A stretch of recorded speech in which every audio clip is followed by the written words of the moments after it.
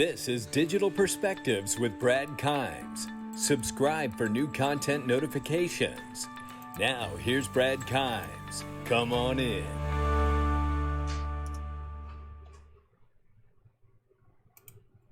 All right, everybody, welcome back to the Friday show. We got co-host Cryptopolis is in the house. Cryptopolis, how are you this morning?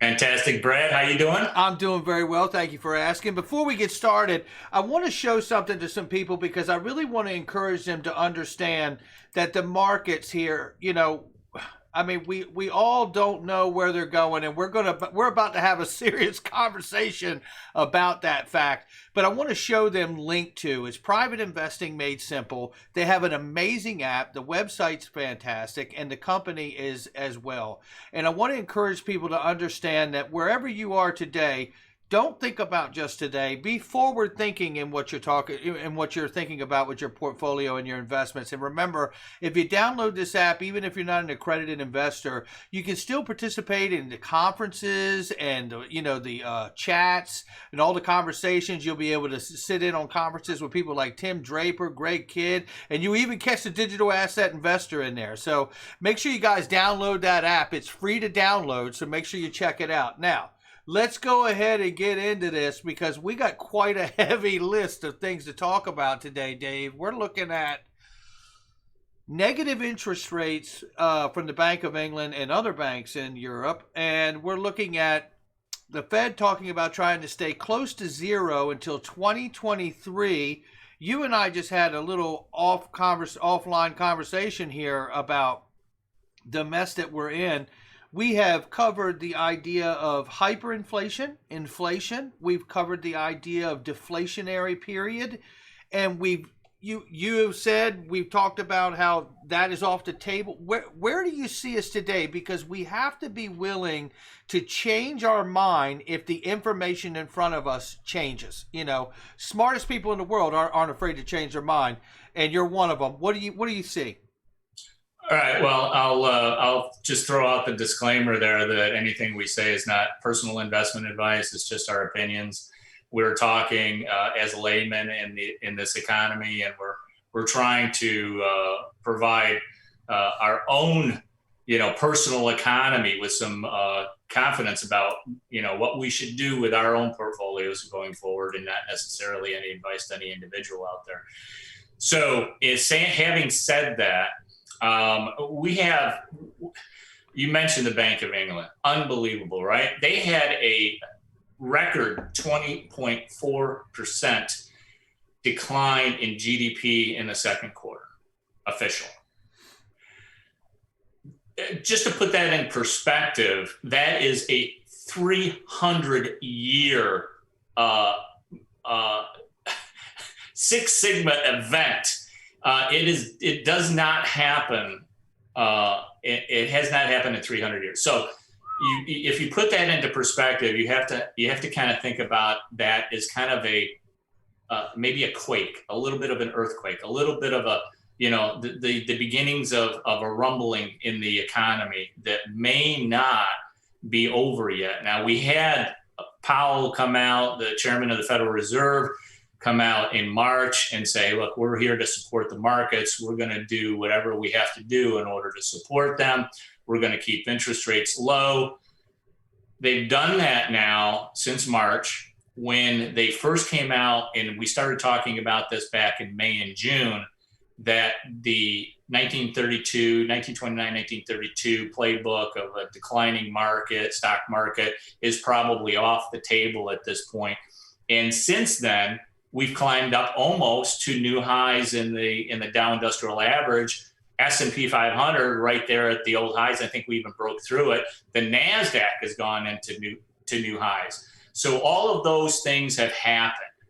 But now over the last week, I told you privately that there's been some things bothering me about this economy and what's happening with the US dollar and what's happening with interest rates. And now we see the Bank of England saying, hey, look, we may have to go negative on interest rates. And we're just kind of warning the market ahead of time in order to stimulate the economy.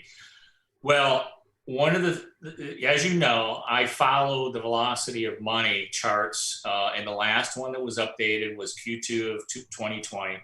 And we see the velocity of money continuing to just dive off a cliff and just fly into the netherworld. I don't know where it's going, but it's going down. Yeah. This is serious business. I think the deflationary forces that we saw that possibly could have ended on March 12th have recovered. We saw commodity prices rise. We saw a lot of things go up, but it's been because the US dollar has declined since that March 12th event. But since then, I've been doing quite a bit of research, going back through the charts, looking for correlations with cryptocurrencies. And if you take a look at the US dollar going back to 2008, 2009, the stimulus that the Federal Reserve provided at that time did not cause the US dollar to decline. Instead, it rose, and it rose fairly significantly. In early 2017, towards the end of 2017, the US dollar started to decline. It was in a multi-month decline from about October through early February of 2018. Well, in that decline in the US dollar, we had a strong uptrend. As we all know, that was the last big bull run in cryptocurrencies. Recently, we have been in a trading range on the US dollar index. But since that March 12th low in cryptocurrencies, we had a high in the US dollar index. And since then, the US dollar has declined. Well, what have we had since March 12th in cryptocurrencies? We had a nice little bull run. We've gone from 17 cents up to 30 cents in XRP. We had a nice run in Bitcoin and most of the other cryptocurrencies. It kind of made me think that what Giancarlo had said, who's the head of the US dollar digital dollar project, he said that XRP was a currency. And I think he was using XRP specifically as the kind of poster child for the best in cryptocurrency. But he was speaking about most cryptocurrencies. And most cryptocurrencies are a currency. And if they are, then they are competing with the US dollar. And we have seen recently cryptocurrencies, especially XRP, go from 30 cents down to 25 cents. We saw Bitcoin drop off that 12,000 shelf down to about 9,800. And so we saw all the cryptocurrencies back off just at the time when we started to see the US dollar hit a low and start to rebound. Exactly. There is a correlation there, and if I have this correct, if I'm thinking correctly about this, we are competing with the US dollar. From all the research I've done, there's more demand now for US dollars going all across the world, in just about every market, in the FX markets, in corporate corporate debt or corporate corporations, institutions, high net worth individuals, because they all have the same fear that not only is the Federal Reserve going to continue to print, and we're up to about $7 trillion now, but it's going to do the same thing to the US dollar that it did in 2008, which is to create more demand for US dollars, because the fear is that the more they print, the more they know that the deflationary forces are really more powerful than what we've seen already. And we may see another low in commodity prices, cryptocurrencies, and others. Just my opinion. That's just what I'm looking at right now. Well, this is, I could already tell people are listening to this and going, what you talk about, Willis? They don't want to see any more lows, right? But we have to, look, you and I, we come here, we do this show together, and if you're seeing something, you share it. I share it, you share it, and all we're doing is just sharing what you are finding. And it looks like you found a correlation between the dollar and the crypto market here that's turning out to be a pretty solid indicator, right? I think so. You can go back to this correlation before 2017. Okay. But when you line these charts up, you can see a negative, almost a perfect negative correlation between the US dollar index, or the Dixie. It's a DXY on TradingView is the symbol. And go back to a long term, like a weekly chart. So don't take a 30-minute chart or anything like that. But even sometimes the shorter term charts do have some correlation, negative correlation, but you should really go back to like the weekly charts. Go back to 2008, 2009, 2010, especially early 2017, when we saw a couple of bull runs in cryptocurrencies back then.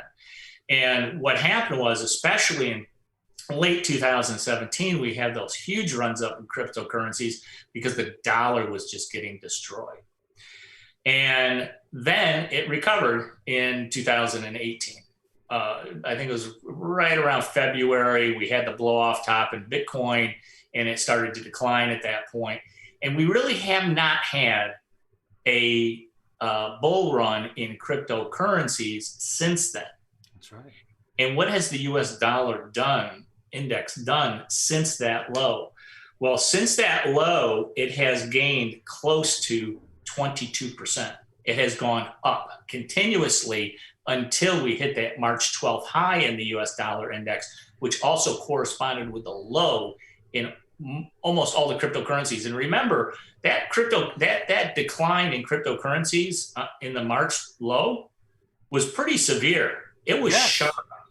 And a lot of people blamed it on the fact that some of the cryptocurrency projects didn't have the cash that they needed in order to continue to fund their projects, and they needed to sell off some of their cryptocurrencies. From everyone that I've talked to who's in some of those projects and have left those projects, that wasn't the case at all. The case was that cryptocurrency values were declining, and so they did have to cut back, but they didn't sell. They weren't selling their cryptocurrency to fund the projects. They had left because the cryptocurrency valuations were declining very, very sharply, and it hurt a lot of projects. But right now, we've seen that a little bit of a bottoming process in the US dollar, and it's starting to go back up, and cryptocurrencies are also starting to decline again. Now, I want to take you to the other side of this. So I think the deflationary forces that the Federal Reserve has been battling, and the reason they don't want deflation is because they can't inflate away the debt. Debt depends, in order for them to get rid of the government's debt, they need to have this inflationary force, because of deflation will make that debt bloom to the point where, you're talking about you're talking about the end of the United States of America if that should happen. And so that's why they're willing, and Powell came out this past Wednesday and stated, we're going to keep interest rates at 0 to 0.25% for as long as we possibly can, 2023 minimum. And we're going to create as much stimulus as we possibly can in this economy. And really, he said there was no limit. And if that's the case, then maybe the US dollar index is going to do the same thing it did in 2008, which was go up after they stimulated the economy. But think about this for a second. In that time was $800 billion in stimulus. Today we're doing $7 trillion. That's the beginning. This is just the beginning. They're going to have to fight these deflationary forces, I think, a little bit stronger and a little bit longer than they thought. If he's calling for 2023 in order to keep interest rates low, and we're at $7 trillion after just a couple of months, we could easily be in the hundreds of trillions of dollars by the end of 2023. Here's where we come out the other side with cryptocurrencies. At some point, the US dollar index is going to crash like it has never crashed before. All of the stimulus that they put in, the hundreds of trillions of dollars in order to inflate away the debt, is going to come home to roost. Now, I don't know the timing, but it's going to happen. Yeah. And when that does, we are going to see a bull run in cryptocurrencies like you've never seen before. We have 2017 was a baby, was not even a newborn. Yeah. Compared to what we're going to see in cryptocurrency prices, because the US dollar is just going to tank and we're going to get that hyperinflation. We took hyperinflation. We thought hyperinflation might come sooner than we thought. When we looked at the statement that Powell made on Wednesday, that they need to inflate above their target rate of 2%, but they didn't tell you what the rate was. I mean, they kind of left that wide open, but they want to make up for the average loss in inflation over the last few years. And we know there's been no inflation. I mean, they've been targeting 2%, but we're lucky if we get 0.25%, 0.5%, 1% a year. So that makes me think over the last 10 years, at 1%, they're looking for 10%, maybe a 4 to 5% initially every year for the next 3 years. Oh my gosh. At that point, I think the cover is going to be lifted off the volcano and we're going to explode in hyperinflation. So that's the other side of this. It is coming, but what I'm looking at right now is probably a new low in most of the cryptocurrencies. Maybe not a new low, but not a bull run at least. To be conservative, not a bull run yet until we get that hyperinflation underway. Well, there's so many good points that you made inside of this that I just want to grab a couple. And one of the things that really stands out to me is that, the 7 trillion plus that's already scheduled to print, and we don't see any reaction from the charts or the things that you talked about that acknowledge that 7 trillion has even been scheduled or printed, right? And I think 6 of that has been actually printed, and I think there's still another trillion that's scheduled to, however it goes, there's a lot that's been printed and put to work. We see no reflection of that money in the cycle to reverse the deflationary to the inflationary, right? And so the other part to this is when you talk about the idea of the money being printed into the hundreds of trillions of dollars to get this to go that way, they don't have a choice, to your point. They can't have the debt become so insurmountable because of the deflationary side of the dollar that it crushes the country, right? So they don't even have a choice. So the play is in. It must happen. They must defeat deflation. They must get themselves whatever it takes to become inflationary because of that one single fact, right? And if we know one other true fact about the Fed, they always overreact. That's how we end up getting into these situations, because this is cyclical, what we're watching happen with the Fed. It's just that each time this cycle comes around, it becomes bigger and uglier every time it comes around. I mean, this is the behemoth we're looking at. We're staring down the barrel of the worst economic situation that's going to end up meeting us at some point in the history of the United States, if not the world, right? I mean, it's that profound. Yeah, it absolutely is. And, we're right now just about the 1-year anniversary of that event that we talked about in the repo market last year. Oh, yeah, which they don't report anymore, right? I mean, that's right. All the repurchase agreements are now swept. I mean, they're swept someplace. I don't know where they go. What's going on with that? Well, there isn't any because they don't need to do it because they don't have any reserve requirements for the banks anymore. And the banks are all being propped up because, hey, look, if they can now, they have they're providing the liquidity. They have the debt on their balance sheet, which is an asset. Yeah. The funds are deposited into the banks that they're supporting and their member banks, right. And so they've got all the reserve requirements that they need. Right. They don't have to do those repurchase agreements overnight anymore, and so that's part of their inflationary scenario. But the problem is that they have all of these USD deposits at the institutions and their member banks just sitting there. There's no velocity. We talked about the velocity of money, and if you have that chart, you can I'll put it up again. Look at it, yeah. Because there is no velocity. It's all of the debt that they're buying from the U.S. government, all the bonds across the yield curve. See, that's another thing too, is they're controlling the yield curve now. You can't even. There is no market. There is no market in securities, treasuries, except for the Fed. They're buying it all. Right. And why would the U.S. government? We have to go back to kind of first principles here. Is why is the Fed buying so much? It's because the U.S. government is issuing all of this debt. Right. They are Why is the U.S. government issuing all this debt? Because they're giving out stimulus checks. They're giving out stimulus.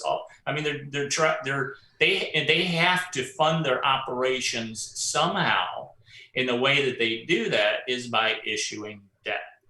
And the Fed is just buying it all up. So there is no market for that debt because, it's not paying any interest. Right. It's zero. Right. So, the Fed is the only buyer. It's the buyer of last resort, really, for That's all exactly of the U.S. right. debt. And if the U.S. can't sell its debt, we're in a world of hurt, right? We're in a world of hurt. Yeah. So, there's a couple places I want to go from here. One, I want to remind everybody, along with that point that you just made, the Federal Reserve also has 30% of the mortgages in the United States of America right now. To make matters worse, boy, I tell you, this is just a really rotten scenario. This is really just rotten. Yeah, that's why they need inflation so badly, is because if they do control, 30% of real estate in the country, they need it to inflate. They need those prices to stay higher, stable. Otherwise, they're going to have a bunch of mortgages underwater, right? Yeah. And they also have to have a stable U.S. dollar, because if they don't have a stable U.S. dollar, if they have a lot of volatility in that dollar, it makes it much harder to plan. Now, the one thing that they do not want to have, and I actually recognized this about a week and a half ago, maybe 2 weeks ago, the dollar was dropping pretty sharply. Cryptocurrencies were rising very sharply. They have to control the decline of the U.S. dollar. And so the way that they're doing that is by pressing that little button to stop printing for a little while. Take the foot off the pedal, right. Slow down the car. They don't want it to go too fast. When they do start printing again, though, they're going to do some more stimulus. In fact, Powell, which is the weirdest thing I've ever heard in my life, you would have never heard this in the 70s, 80s, or 90s, or even in the early 2000s after the dot-com crash. Chairman Powell actually was chiding Congress, saying, "Hey, look, you need to do something here. You need to create more stimulus so the U.S. government can issue more debt so we can buy it." Wow. And basically, that's what he was saying. He's like, "Get on the ball. We need to buy more debt here." Wow. Yeah. Yeah, that's horrible. They're in corporate debts already. Look, 65%. The latest figures I saw, 65% of U.S. corporations are now zombie corporations. They're not making any money. The only thing that they have is their debt, which the Federal Reserve is also buying. And that's how they're supporting U.S. corporations. They're not making money. Yeah, and I just want to throw this out for everybody. This is not the definition of capitalism, by the way. So no. I just want to, just touching on that, just briefly wanted to let everybody know this is not capitalism you're witnessing here. This is socialism, right? This is a socialist approach to what should have been a capitalist thing. Milton Friedman, right? Profit and loss. We're not experiencing a loss here, right? That's absolutely right. So they're not allowing corporations to fail. That's right. I heard another statistic the other day that 30% of almost every individual's income in the United States has been supplied to them by the U.S. government or by a state. 30%. It's outrageous. We're not living in a capitalist society anymore. Not the kind of capitalist society I grew up in the 1960s and 70s. Yeah. We have really gone beyond that to almost a 50-50 system of socialism. It is. It's a blend, right? It's a blend, yeah. And it's getting very blurry, so it's very hard for a lot of people to see. But the government is getting larger and larger because they're printing more and more debt, and the Federal Reserve is buying it all up, and they really pretty much control the majority of most of the corporations and a lot of the real estate in the country at this point. and the U.S. government owes them those interest payments. Those interest payments are not huge, but they are interest payments nonetheless that have to be made to the Federal Reserve. Well, let's talk about let's build on all of this and what all of this implies and means to people who hold bonds in the bond market. The bond market being the backbone of any monetary system, right? You know, we look at the trouble that's here. Where's the 30-second elevator pitch on why I'd want to hold U.S. bonds again? Because I can't come up with There's no reason. Yeah. Well, there is no reason. And I'm getting out on the next floor. You know what I mean? Yeah, there is no reason. Okay, so bonds and notes are traditionally considered to be risk-free money, risk-free alternatives to fiat. Sure. And if you have it, when Germany took their interest rates negative, I'm thinking, well, why would anyone want to buy a German bond if it's a negative interest rate? Well, the response I got from people I asked in Germany, they said, well, at least I get some of my money back because if they put it in other assets, they may not get anything back at all. Wow. So if they invest in a corporation or something like that, they're not going to be there. Right. So if at least if you have a negative interest rate, let's say it's a 0.1% negative interest rate at the end of a year, if you do a note, at least you know that you're going to get 99% of your money back. They're going to lose 1 basis point, but that's okay because at least they get 99% back. Their money back. Yeah. But the confidence is lost every day that it's just this vicious cycle of it eating itself, right? Because they're printing the money to to make sure they ensure they get the inflation they need, so the debt doesn't crush them, on the books. But then at the same time, the more you do this, the more you cheapen the bond market and drive that through the floor, where you're not incentivizing people to want to hold your bonds to begin with. Where is this imaginary line in the sand that says you've crossed it? Yeah, well, at some point, the bond market is one of the biggest markets in the world. Yeah. And it typically, in the past, over the last several years, going back to the early 1980s, it has led the market.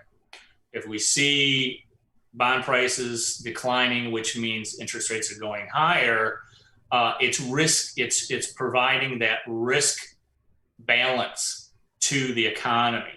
Right now, we're not seeing that because when the Fed buys up all of the U.S. Treasury notes and bonds across the yield curve, they are essentially owning that yield curve, and the bond market is not able to assess the risk anymore. Wow. Because there is no private entities coming in buying those treasuries at all. It dries up, right? I mean, they just go, I don't want to hold it. That's right. They see the U.S. dollar as a better alternative than the bonds. So that's another reason why I think the U.S. dollar index is probably going to go up. There was a fella, and I can't remember his name, but he had a theory called the milkshake theory. Yes, I remember that. Yeah, we covered that and talked about it, I think. Yeah. Yes, that's right. And I've been thinking about it since he was discussing it. And that's when we hit the March 12th high in the U.S. dollar index, and we've been declining ever since. And I'm thinking, okay, well, maybe he's wrong.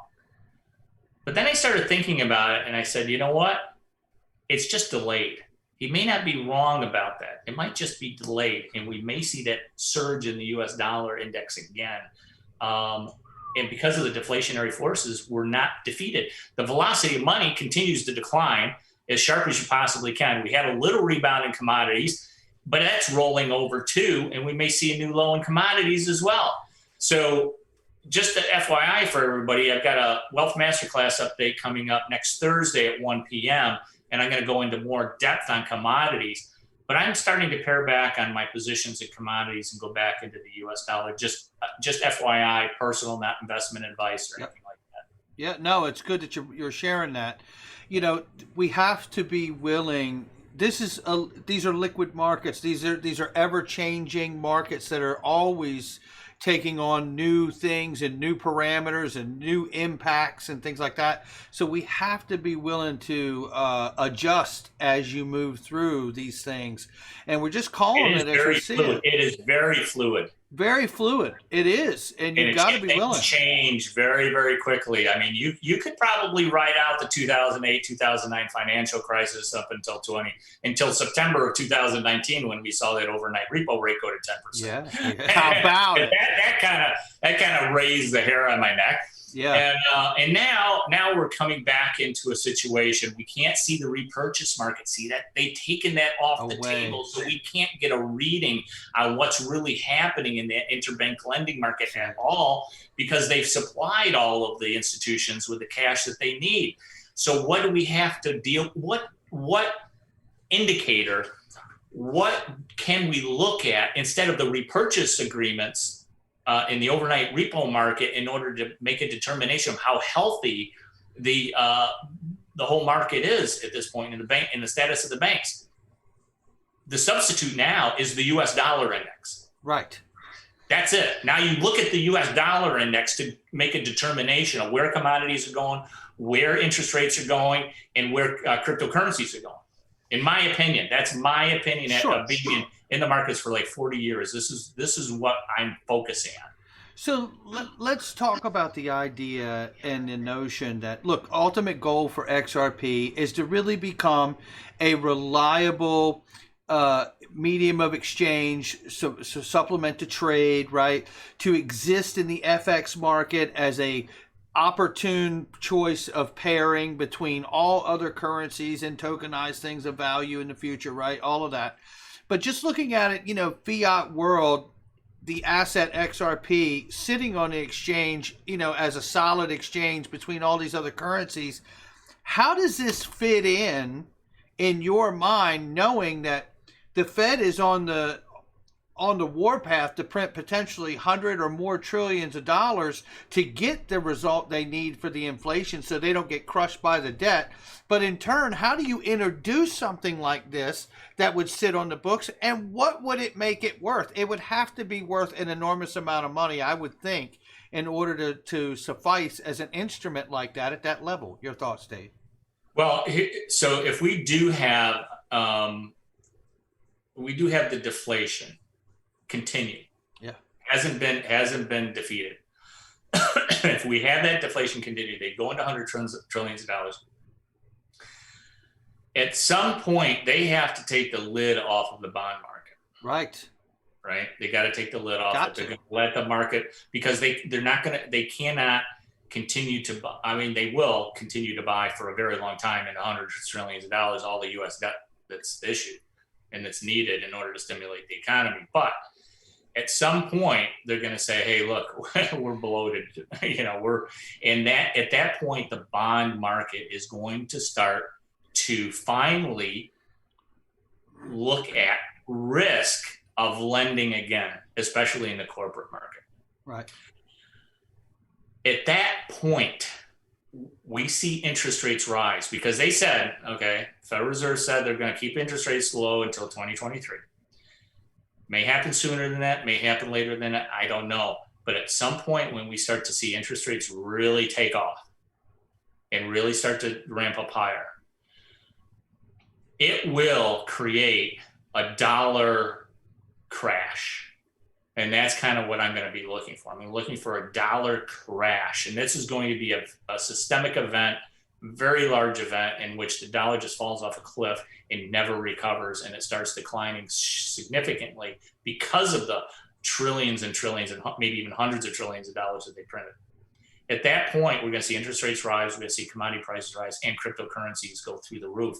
In my opinion, if XRP maintains its status as the fastest, most green, friendly, environmentally friendly cryptocurrency out there that is interoperable among all of the different cryptocurrencies and different currencies and just currencies in the world, like the Japanese yen or the British pound, all of those currencies against XRP. XRP's price is going to skyrocket, in my opinion. I think it's going to probably be, I believe there's a when I start to think about the classification of cryptocurrencies, and I think about Bitcoin, yes, Bitcoin has a very low supply. And so that's what one of the reasons why it gives it a store of value, a narrative, and that sort of thing. But when I look at the supply of XRP, I'm thinking 100 billion coins against the trillions of dollars in the FX market, against all of the currencies that are still printing money, just like the US dollar is. Then we have probably, we're talking, in my opinion, 4 to 5 figure XRP. It would, I mean, I can't see it any other way, to be honest, Dave. And here's the other thing that's interesting to me too. All things considered, right? And they resort and say, you know what, we need this to help alleviate the pressure that's here, right? Because it would certainly be a supplement to trade, and it would be to alleviate some of these pressures, of course, with the bond market and things of that nature too. How could it not be that? Because for one, if we're talking about, and I'm going to use Ripple's phrase here, all the money, right? Well, I mean, you need to have a value per token to that total supply that would supplement the exchange and the use and settlement of all the money. I mean, and I don't see where this would be like this is where I have trouble. I don't see where the graduation of this helps the scenario. Like, oh, well, we'll do it $1,000 today, and we'll collateralize the network or the ledger and give it a floor value of $1,000 per XRP to allow us to do what we need to, and we'll make a stable coin off of XRP so we can use that reliable price and let XRP continue to grow in value and keep it an open free market. I get that idea, and I think something like that may happen, but I don't understand how it would benefit the world, which is in this hole, not just the U.S., even though domestically we're talking heavily about the U.S. here, but the world's in this hole. And, I was taught something in business when I first really got into being an entrepreneur. One of my first biggest mistakes that I ever made in my first real big business venture, was not borrowing enough money. And it wasn't just because the business needed more money. It's because when I ran out of money, I was in trouble and needed money, right? But if you borrow enough money, you're no longer have a lender, you have a partner. And we're in this thing together, right? And when they say, hey, where's the money at? You go, yeah, I was going to ask you the same thing, because we're in this thing together. And that's really kind of where the world is today, isn't it? This isn't just about the United States, although we have the largest economy in the world. The world is in this hole together. And I just want to stress that while we're domestically focusing on the U.S. But it's large part because we got the swap lines open and it's all going back and forth, and this is all tied. The central banks are no longer siloed engines. All of these babies are tied together, and they've done that with the G7 and the G20, back in the 80s or 90s when they brought all of that together, unified all of that stuff to a great degree. And how do you not bring XRP in and just get it to where it needs to be and then just move on? I don't see it any other way. I kind of look at it. I kind of look at it from that side, but I also look at it from a different side. And a different side for me is market. So, right. As a market guy, I tend to look at all of these things in terms of markets. And you probably had like gears on a bike, or a sticky door or something like that, or maybe something that doesn't. It's kind of hard to move. You got two metal pieces together, and you need those to move. And you spray a little WD-40 on there, try to loosen them up.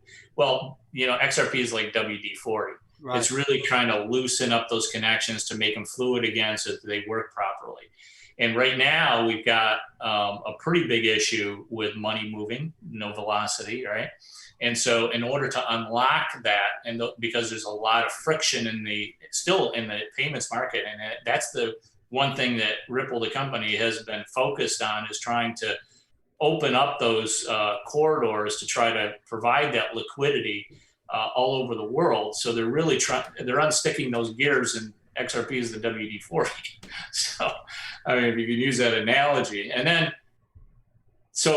but WD-40 is the product, is the winner in that marketplace to do a very quick and easy job of loosening up those gears.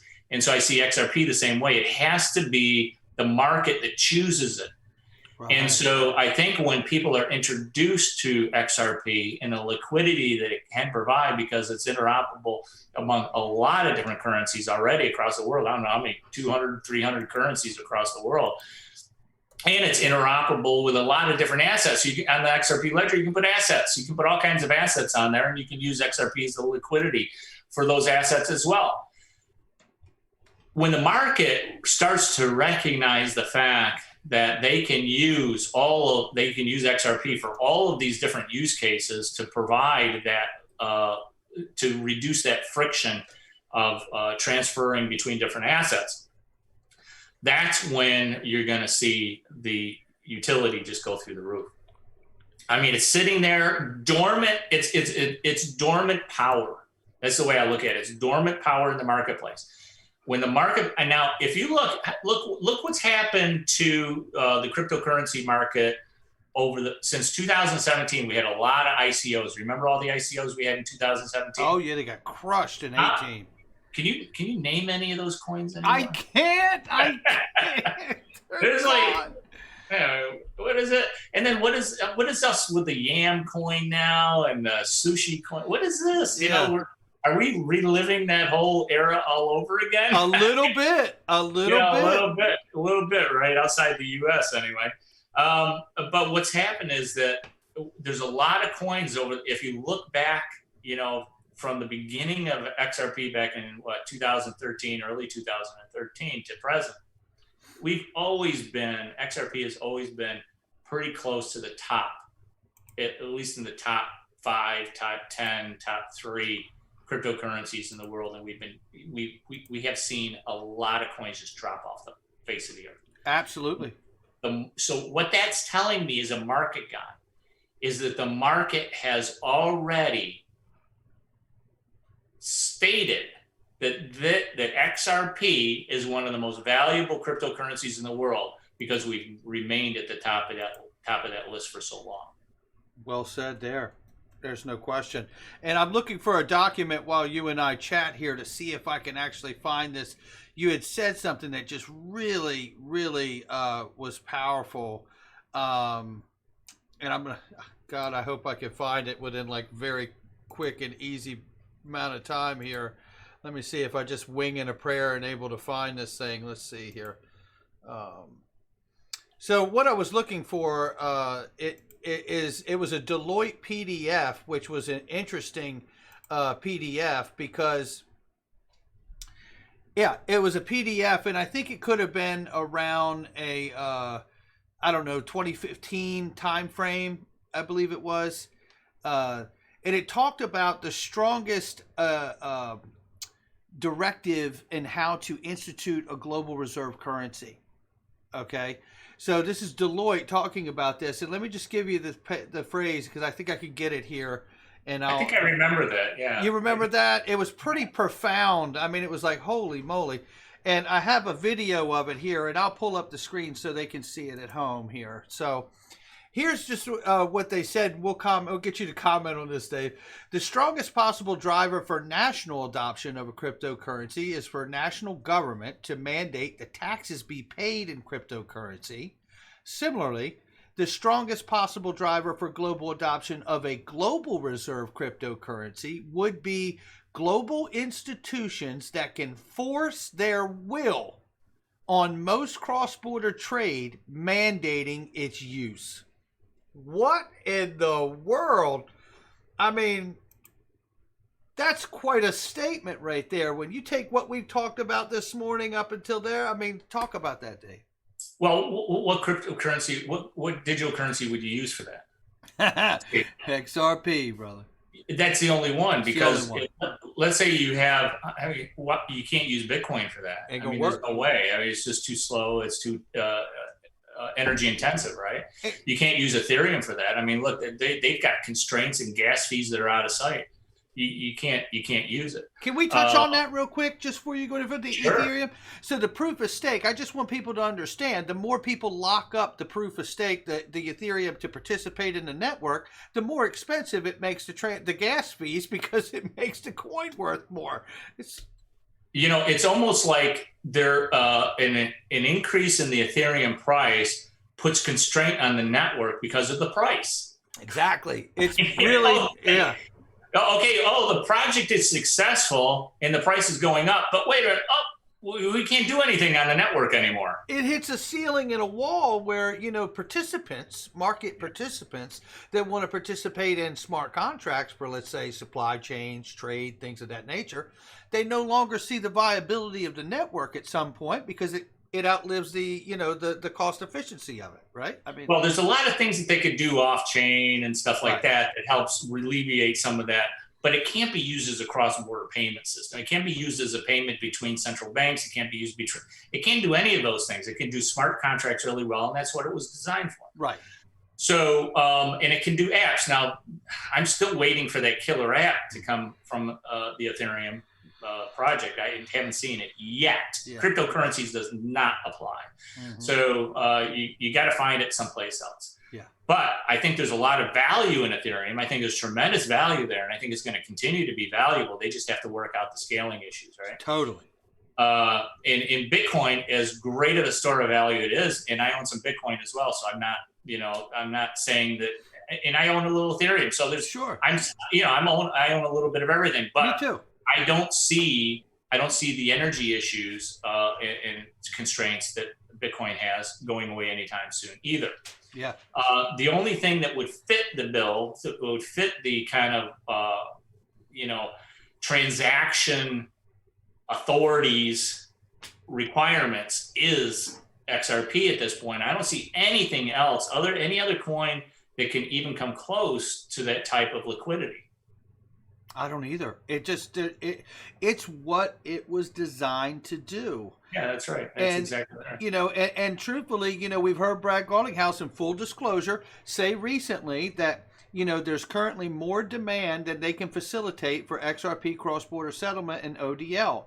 And that's where I believe we start to come back to this regulatory clarity, get the classification we need, and banks will be able to participate. And I think we start to have a real discussion at that point about a certain percentage of dormant accounts, like Nostro Vostro accounts, being committed as good collateral towards this network and this token to be able to provide a solid floor price for this thing while it remains an open, decentralized, free market asset. I really do.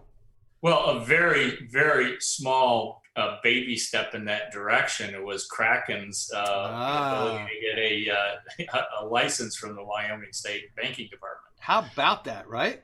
Yeah, so that's a baby step. It is. But look, here it's an important one. Yeah. It's an important baby step, and really, because the federally chartered banks have been approved to custody digital assets.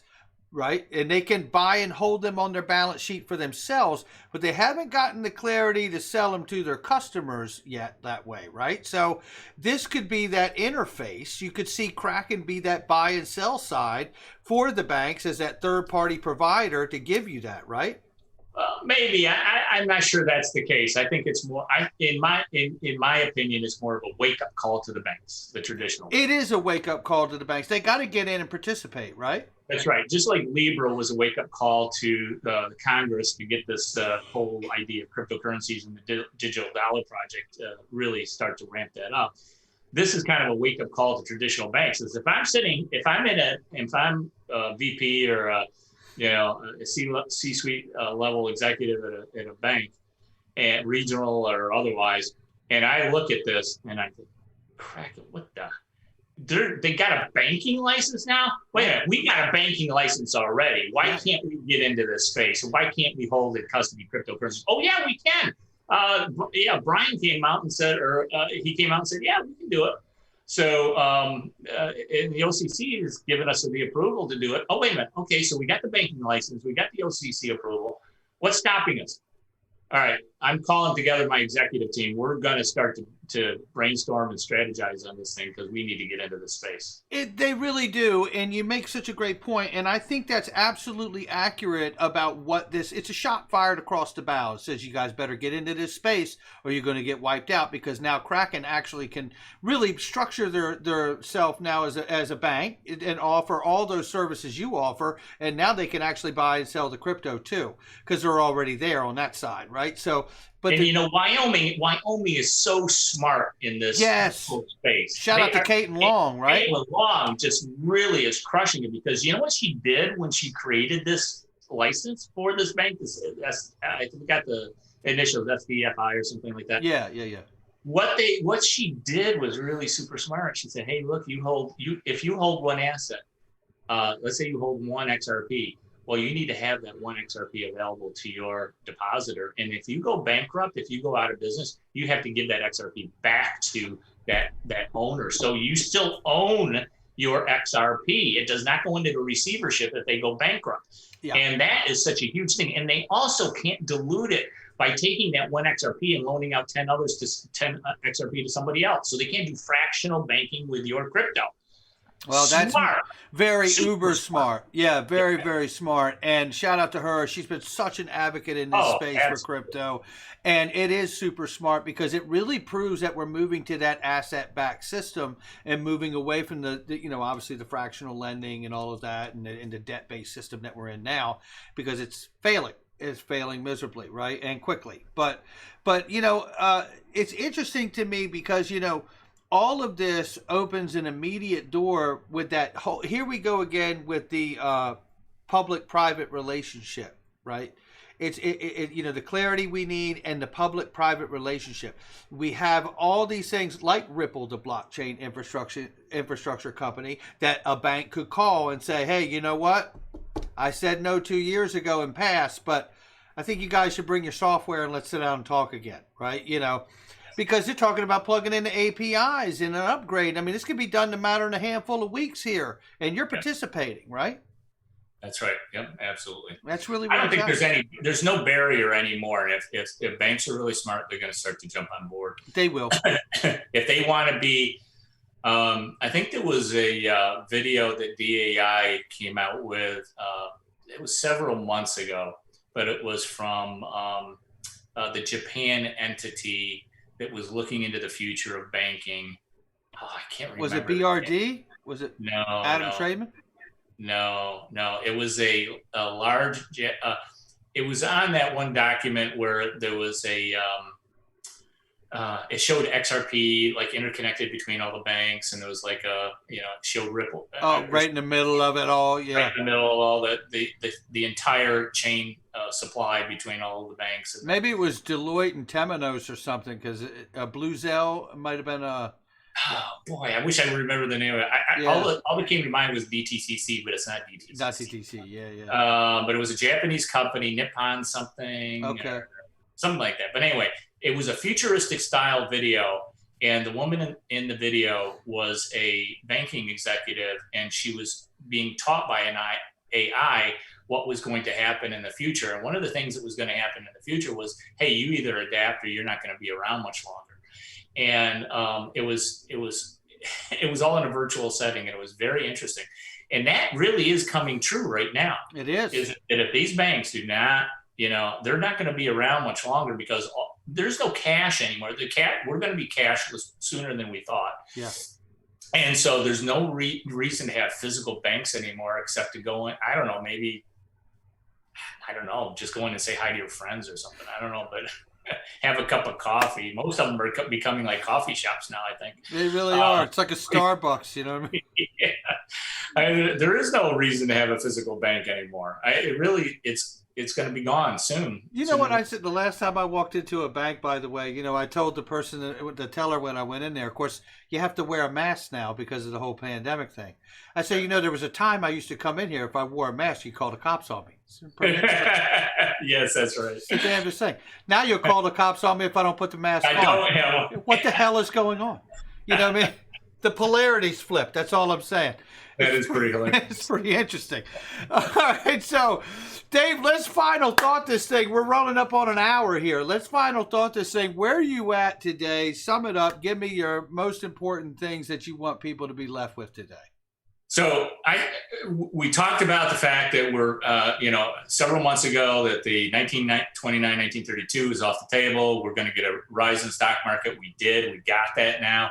I think that we're going to be looking at in the future the deflationary depression is still on the table. It's stronger, and it appears to be stronger than the Federal Reserve's $7 trillion stimulus so far. If it is, we're talking 2 years and hundreds of trillions of dollars before in their ammunition to fight this deflation is the stimulus and buying up the entire yield curve of the government debt. Wow. So if that's the case in deflation, the only thing that will break that deflationary hole is a release from the bond market so they can start to operate normally again. Right now, the bond market is in what I would call zombie land, just like most of the corporations in the world. It's not pricing in risk. We're continuing to get low rates of interest. Keep an eye on interest rates, keep an eye on the US dollar index. And I think that's where we're going. So we're going to be in a period, I think, at least another year or two where this deflationary depression that we talked about before will try to play itself out. The Federal Reserve is going to step in every chance they get. Every time the stock market declines, every time something happens in the economy where they need to provide stimulus, they'll do it. And they will try to pump up inflation, but I think they're going to have a really tough time getting it above 2%. Yeah, well said. I'm going to build on that notion and just say, take everything that we talked about here domestically and just roll that out and superimpose it on the world, because the world is in the same hole. We're all holding hands on this one. It's Thelma and Louise and over the cliff we go. Nobody's alone here today. We're all together as we go over this cliff, and we're all going to watch it happen. It's unavoidable, and the debt is insurmountable.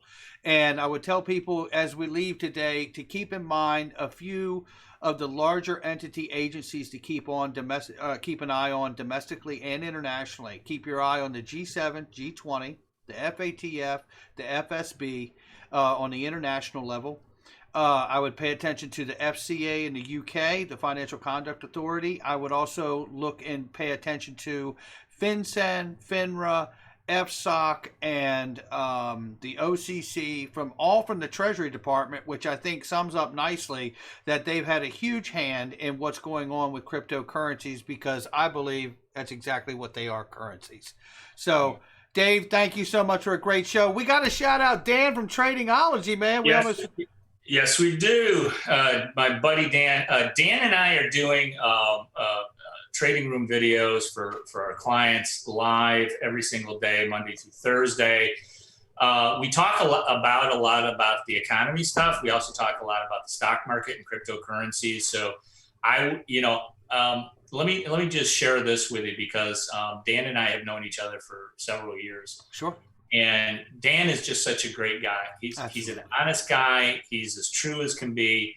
And if you want to do business with anybody, Dan is the guy to go see at Tradingology. I mean, if you're interested in trading, or if you're just interested in our, trading room updates, we sit there and we talk about the economy. We talk about stock markets. We talk about commodities and cryptocurrencies, and we talk about, what's going on. And it's live, so you can ask questions right in the chat with us every single day, Monday through Thursday. And it's only half an hour long, but you can get your questions in, and we'll answer them, and we'll stay with you until they get done. So that's a resource, I think, for a lot of people. If they're interested in really getting, my daily updates, that's a great place. And I love our interaction together on Fridays, because I wouldn't miss this for the world. I think it's amazing. I just think we have so much fun doing this, and I think it's a great opportunity for people to just kind of get our opinions, but also I love to see, I go back, now that we're not doing live anymore, I go back into the comments after the video is released, and I check out the comments and try to respond to some of the comments if I can. Yeah, I've noticed that. That's very cool, man, and people really love that. They love Yeah, that. good. I will continue to do that. A couple of shout outs of my own. Dan, of course, please, anybody who's interested in trading, go see Dan. A lot of the courses I created myself. He's also created some courses on trading. It is the best financial education programs on the internet for anybody. They're simple and easy to understand, and it will keep you out of trouble when it comes to trading. A lot of people get in trouble with trading because they overtrade. They do all kinds of really stupid stuff, which everybody does. It's natural. And we've learned, because I've done it for 40 years, and Dan's been doing it for years, and we are really an unstoppable team. So please check out and contact Dan. Big time. He is amazing. There's no question.